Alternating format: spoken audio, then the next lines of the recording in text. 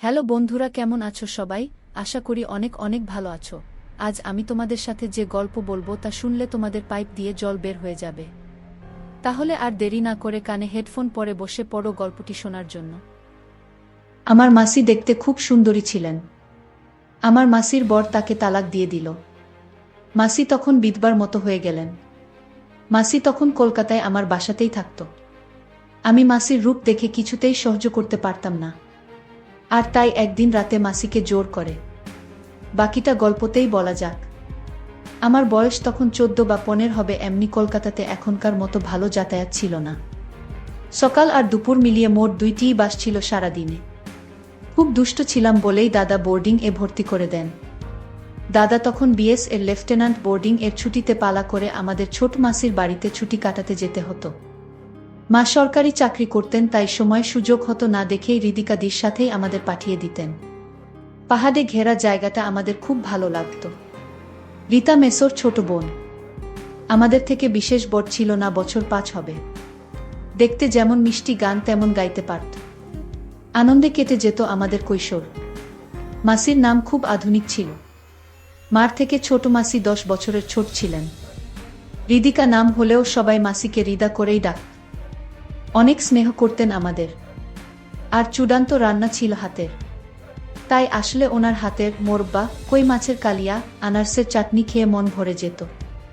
যা বানাতেন মুখে স্বাদ লেগে থাকত। মেসো ব্যবসায়ী ছিলেন। এরপর আমরা ব্যারাকপুরে চলে আসি, বাবার বদলি হয়।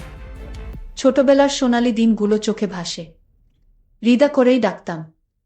বিহার থেকে ফিরে এসে হৃদার সাথে বা বড় মাসির সাথে যোগাযোগ হারিয়েই গেছিল। চিঠি ছাড়া কোনো যোগাযোগ থাকত না প্রায়। আর আমাদের বাড়িতে ফোন অনেক পরেই এসেছিল। বাবার বদলির 4 বছর পরে মাও বদলি হয়ে চলে আসেন। আমাদের ব্যস্তময় জীবন চলতে থাকে। আস্তে আস্তে স্মৃতি হতে থাকে। স্কুল শেষ করে, কলেজ শেষ করে, ইউনিভার্সিটি ছাড়িয়ে বেশ বড় হয়ে যায়। মা বাবার বয়স হয়েছে, দুজনেই রিটায়ার করে দাদার আশ্রয় নিয়েছেন। দাদার 2 ছেলে মেয়ে। দাদা তার পরিবার, মা বাবাকে নিয়ে খুব খুশি। আমি ছোট বলে আমার উপর দায়িত্ব কম ছিল। বয়স 27, বিয়া করলেই করা যায়, কিন্তু বিয়ার দিকে তেমন টান ছিল না। দাদা আম্বালা চলে যাওয়ার পর থেকেই আমি একটু বেশি বেপরোয়া হয়ে উঠলাম।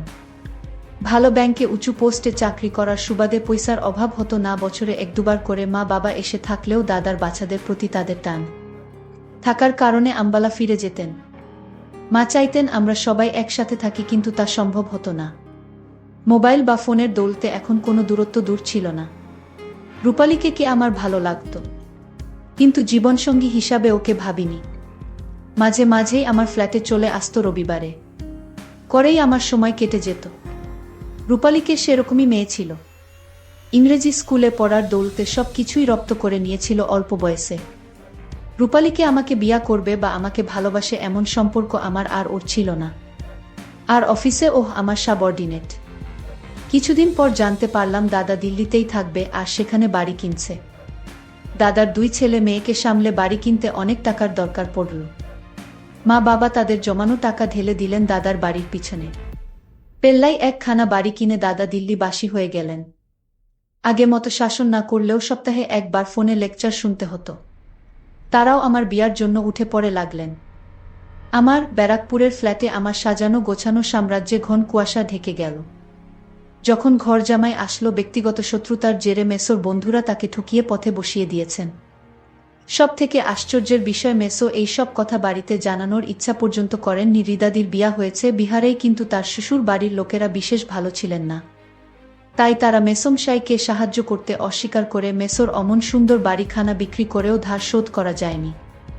এমন অবস্থায় মেসো আত্মহত্যার পথ বেছে নেন। চারিদিকে ঋণের বোঝা আর পাওনাদারদের যন্ত্রণা নিয়ে ছোট মাসির জীবন এখন যন্ত্রণা প্রায়। তাদের একটি কন্যা সন্তান শ্রাবণী ক্লাস 10-এ। এরপরে মাত্র তাকে মেসো স্কুলে ভর্তি করিয়েছিলেন অনেক পয়সা খরচা করে। এখন হৃদিকা মাসি মাথায় হাত দিয়ে বসে পড়েছেন। বেশ খারাপ লাগলো। একটা মানুষকে কাছে দেখা এত ভালো লোক, কিন্তু ভাগ্যের কি পরিহাস, মা বাবার আদেশ আসলো দিল্লি থেকে। এরকম পরিস্থিতিতে আমার কাছে শুধু আদেশ আসে, তুই তো অনেক ইনকাম করিস, তুই মাসিকে নিজের কাছে রাখ। অত বড় ফ্ল্যাট কি করবি একা থেকে? তার চেয়ে মাসি রান্না বান্না করে দেবে আর দীপা স্কুলের ছুটিতে আসবে থাকবে। মাসির আমরা ছাড়া কে আছে বল? মাসিকে একটা ভালো কাজ দেখে দে, মাসি তো বিয়ে পাস। মার আদেশে আমার বাসায় ফুর্তির দিনগুলো শেষ হতে চলেছে। রূপালীকে কে জানালাম যে আমাদের আড্ডার দিন শেষ। মাসির বয়স এমন কিছু বেশি ছিল না যে জীবন শেষ হয়ে গেছে। 35 শেষ করেছে সবে। কিন্তু এমন পুরা মহিলাকে ঘরে রাখা মানে নিজের সব প্রাইভেসিতে আমাদের বাধে। ফোনে মাসির কান্না হাতে পায়ে ধরা শুনে আমার মন গলে গেল। মাসির দেনা শোধ করতে করতে আমার পুঁজি প্রায় শেষ হবে। এমন সময় মাসির মেয়ের স্কুল থেকে ফোনে আসলো সামনের বছরের টিউশন ফি করতে হবে। অনেক টাকাই নেই করে খরচা হয়েছে। বাধ্য হয়েই সেভিংসের কিছু কালো টাকা ভাঙিয়ে ড্রাফট করে পাঠিয়ে দিলাম। মাসির প্রতি ভালোবাসা থাকলেও এখন আমি আর ছোট নেই। দাদা বাবারাই সব ব্যবস্থা করে মাসির কলকাতাতে জিনিসপত্র বিক্রি করিয়ে দিলেন। বোচকা বুচকি নিয়ে মাসি আমার ফ্ল্যাটে উঠলেন। আমার কারাফ দিন শুরু হলো। মাসিকে বুঝতে দেওয়া সম্ভব নয় যে আমি একেবারেই খুশি নয়। ছোটবেলায় মাসিকে যা দেখেছিলাম এখন মাসির অনেক পরিবর্তন হয়েছিল। সুন্দর মুখখানা মায়া জড়ানো। আমার মাসি এমনিতেই অনেক লম্বা, কিন্তু এখন লম্বা চুলের বিনুনি। ফর্সা সুন্দরী মুখে অসাধারণ একটা মায়া। এসব আগে কখনো দেখিনি, কিন্তু এখন মাসি সব সময় সামনেই থাকে, তাই চোখে পড়ে যায়। মাসি কখনো আমাকে সানি বা রাফি সব নামেই ডাকতেন। সকালে রান্না করে আমার রান্না খাইয়ে টিফিন ও দিয়ে দিতেন। সত্যি বলতে মাসির রান্না খেয়ে এত তৃপ্তি পেতাম যে বাকি সব কিছু ভুলেই যেতাম। মাসির পাশে এইভাবে দাঁড়ানোতে মাসি আমার সামনে অনেক কৃতজ্ঞতা প্রকাশ করতেন, যা আমি চাইতাম না, ভালো লাগতো না। একরকম মাসির সংসার যেন আমি চালাছিলাম। 2 সপ্তাহ কেটে গেছে, মাসি এসেছে। মাসি মাঝে মাঝে আমার ফোনে মার সাথে বাবার সাথে কথা বলে নিয়ে বন্ধুবান্ধব নিয়ে আনন্দ করা লাটে উঠে গেল। রাহুল আমার এক কলিগ। সুযোগ পেল তাই আমার দুর্বলতাকে কাজে লাগিয়ে রূপালীকে নিয়ে অনেক কিছু করা শুরু করলো। কাজ অফিস করতে করতে কেটে গেল 1 মাস। মনে মনে ভাবলাম 10টার পর মাসি তো নিজের ঘরে নিজের মতো থাকে, টিভি দেখে বা বই পড়ে। যদি বন্ধুর বাহানায় নিয়ে আসি কাউকে, ক্ষতি কি? আর মাসির ঘর পূর্বের বারান্দায়, আমি উত্তরে 2টো ঘর ছেড়ে থাকি। 2টো রান্নাঘর, 2টো বাথরুম। মাসির ঘর মাসির বাথরুমের সাথে। এইভাবে আর কতদিন চলবে? মাসি থাকাতে আমার বাজে নিশা বন্ধ হয়ে গেল। কারণ মাসির সামনে যদি মেয়েদের নিয়ে আড্ডা দেই তাহলে মাসি মাকে বলে দিবে। হয় মাসি আমার অসুবিধা বুঝতে পারত, নয় মাসি বুঝলেও নিরুপায় ছিল। অনেক ভেবে দেখলাম মাসি কাজে গেলে আমার অন্তত একটু সুবিধে নিশ্চয়ই হবে, কিন্তু কোথায় কাজে পাঠাবো? মহাচিন্তা শেষমেশ আমার ব্যাংকের জিবিএমকে বলে মাসিকে আমার ব্যাংক এই মাসিকে স্টাফ হিসাবে ঢুকিয়ে দিলাম। শর্ত একটাই, অফিসে কাউকে বলা চলবে না যে আমি তার ভাগ্নে, কারণ আমি ব্যাংক ম্যানেজার। যদি সবাই জানতে পারে রিদিকা আমার মাসি, তাহলে আমার অনেক অসুবিধা হবে। তাছাড়া মাসি একটা নর্মাল স্টাফ, আমি বস। যাই হোক, মাসি কাজে যোগ দেওয়াতে সত্যি স্বস্তির নিঃশ্বাস পড়ল। আমি অনেকটা ব্যক্তিগত জীবন ফিরে পেলাম। আস্তে আস্তে আরও 1 মাস কেটে গেল। সিগারেট ঘরেই খেতাম। যেহেতু আমার টাকায় মাসির বাচ্চার পড়াশোনা চলত, সেই জন্য মাসির হাব ভাব পাল্টে যেতে লাগলো। এত বিনয় ভালো লাগতো না। এ যেন প্রভু ভৃত্যের মতো ব্যাপার স্যাপার। কেউ কাউকে কিছু না বললেও মাসির আর আমার সংযোগ এতটাই কমে গেল যে শুধু আমার প্রয়োজনের আর চাহিদার কথাটুকু হতো। এর জন্য আমার ব্যস্ততা কতটা দায়ী তা আমি জানতাম না। ছুটির দিন ঘরে থাকতেই ইচ্ছা করতো না। গাড়ি ছিল একদিন, তাই মাসিকে গাড়ির স্বাদ উপভোগ করার খাতিরে বললাম, এখানে গাড়ি চালানো শিখে নাও, আমার বাজারের জন্য অপেক্ষা করতে হবে না। মাসি মাথা নিচু করে বলল, কাল খোঁজ নেব।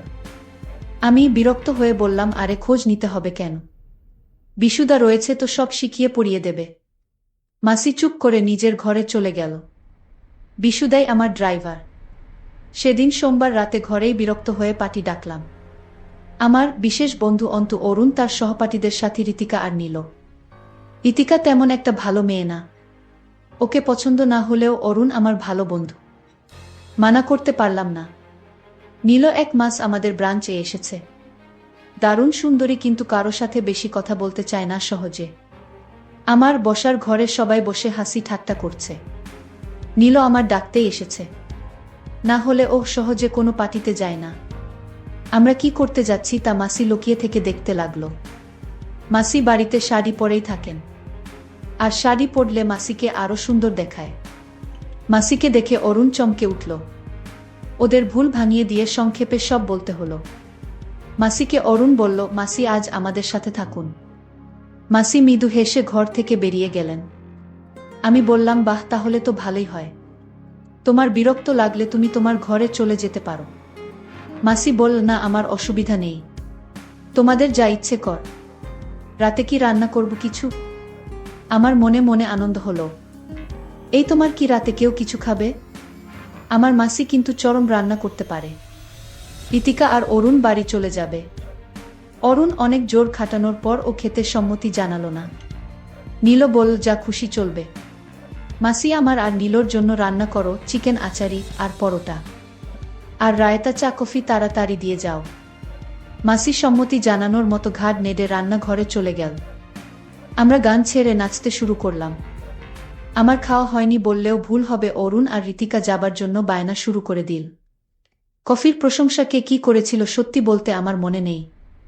শেষমেশ অরুণ আর ঋতিকা বেরিয়ে গেল। বুঝতে আমার অসুবিধা হলো না, এবার আমি আর নীল রইলাম। আমি গল্প করা শুরু করলাম। নীল সরল সোজা, কিন্তু লোক বুঝে চলে। আমার হাই পোস্ট, তাই আমাকে সমীহ করলেও ওর মনে কি আছে বোঝা দেয়। তাই সাধারণভাবেই শুরু হলো কথাবার্তা। নীল কথা বলতে বলতে জানানো যে সে ব্যাঙ্গালোরে থেকে কলকাতায় এসেছে শুধু বদলি নিয়েই নয়, তার বাবাও এসেছে বদলি হয়ে। এছাড়া পড়াশোনা ব্যাঙ্গালোরেই করেছে। আমি বিয়ার কথা জিজ্ঞাসা করতেই কূপ দিয়ে গেল নীল। কি বিয়া? আমারই লাইনের মনে হলো নীলকে। আচ্ছা, তুমি তোমার মাসিকে ডাকছো না কেন এখানে? মাসিকে এখানে ডাকলে বিষয়টা খারাপ মনে হবে। কিন্তু মনে শয়তানি বুদ্ধি জাগল। যদি মাসিকে এখানে বসাই তাহলে মাসি মা বাবাকে আমার জীবনযাত্রা নিয়ে কিছুই বলতে পারবে না, আর কোনোভাবে যদি নীল বা অন্য কাউকে এনে পারি তাহলে মাসির মুখ বন্ধ হয়ে যাবে। নীল বলল, মাসি, এখন আমরা যা খাবো তা আপনারও খেতে হবে। যদি খেতে না চান তাহলে কিন্তু আমরা ভেবে নিব আপনি আমাদের হিংসা করেন। মাসি বলল, কি খেতে হবে আগে শুনি তো। দেখছো না আমরা কি পান করছি? তোমার তা পান করতে হবে। মাসি মৃদু হেসে বলল, আমার তোমাদের মতো অভ্যাস নেই। আর এখন আর এসব কি মানায়? নীল না না করে বল, না, ওসব চলবে না, এই একটা খেতেই হবে বলে আরেকটা মাসির হাতে ধরিয়ে দিল। মাসি না করলেও গল্পের ছলে এদিক ওদিক করে পুরোটা শরবত খেয়ে ফেল নিশার ঘোরে। নীল প্রশ্ন করল, আচ্ছা রিদা মাসি, রাফি কেমন ছেলে? মাসি নীলকে বল, ওহ ভগবান, একরকম আমার মালিক। আমি জানি না, এমন ভাব করে বললাম। কেন মাসি এমন কথা বলছো? তুমি জানো না নীল, রাফি আমায় নতুন জীবন দিয়েছে। ওর ঋণের বোঝায় আমি ডুবে আছি, আর জানি না কোনোদিন ঋণ শোধ করতে পারব কিনা। নীল বলল, আচ্ছা, ও যে সিগারেট খাচ্ছে? মাসি ওই কথা উড়িয়ে দিয়ে বলল, এখনকার ছেলে মেয়েরা একটু আধটু খায়, ওহ একা থাকে বেচারা, কি বা করবে। মাসির কথা শুনে ভালো লাগলো। নীল আর মাসি বুঝতে দিলাম না টিভির এর উপর আমি সিগারেট রাখি তোয়ালে চাপা দিয়ে। মাসির সংকোচ কাটাতে ঘর থেকে সিগারেট নিয়ে বেরিয়ে গেলাম। নীল এবার শালীনতার মাত্র ছাড়িয়ে ফেল। তুমি আসতে ওর কত অসুবিধা, ওর মেয়ে বন্ধুরা এখানে আসতেই পারে না। বাইরে থেকে দাঁড়িয়ে বারান্দায় আমি সব কথা শুনছি। সত্যি মাসি আমাকে মানে না, আমার পয়সার জন্য এমন কথা বলছে বুঝতে হবে। নানা অসুবিধা কোথায়, ওর মেয়ে বন্ধু আসলে আসবে। এখন ওর বিয়া করার কথা আমার জন্যই না, ওর কত কষ্ট। আমার জীবনে আর কি বা আছে? ওহ, আমার মেয়ের দায়িত্ব নিয়েছে, এটাই বড় কথা। তার জন্য আমি তো এমনিতেই ওর কাছে ঋণী। ও না থাকলে হয়তো আমার পথে বসতে হতো। আমি সত্যি সেইভাবে মাসি আমার সহানুভূতির নিচে চাপা পড়ে থাকতে দেখতে চাইনি। মাসি ঘরে আছে। আমিও ঘরে ঢুকলাম। মাসির কথাবার্তা এলোমেলো হয়ে গেছে, হয় আবোল তাবোল বকছে, আর নীল মাসিকে মজার পাত্র বানাচ্ছে।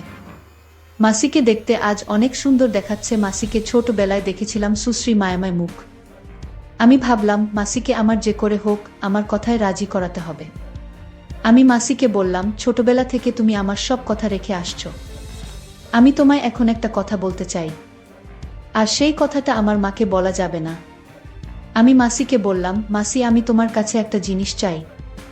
মাসি বলল, কি জিনিস? আমি বললাম, আমি চাই তুমি মেসোর সাথে রাতে যা করেছিলে আমি তোমায় তা করতে চাই। মাসি বলল, তুমি আমার যে উপকার করেছে তা আমি কোনোদিন ভুলতে পারবো না। আমি রাজি। তারপর মাসির সাথে এক সুখের রাজ্যে হারিয়ে গেলাম। বন্ধুরা, আজকের গল্পটি কেমন লাগলো তা অবশ্যই কমেন্ট করে জানাতে ভুলবেন না।